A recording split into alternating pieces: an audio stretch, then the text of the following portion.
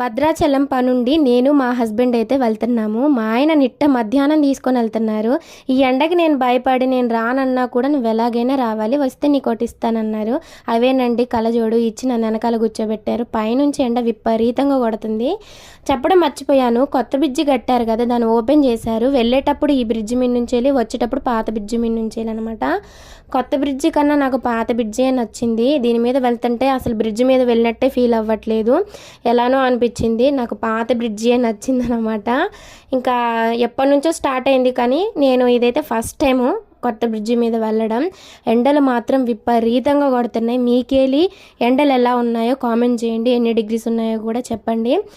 అసలు గోదావరిలో ఒక్క నీళ్ళ చుక్క కూడా లేదు, ఎక్కడ చూసినా మొత్తం ఎండిపోయిందబ్బా. అసలు విపరీతంగా, అసలు చెప్పాలంటే కోడిగుడ్డు కొట్టి పోస్తే ఆమ్లెట్ అయ్యేటట్టుంది. మీ ఊర్లో కూడా అంతేనా? వీడియో నచ్చితే కామెంట్ చేయండి. Bye friends.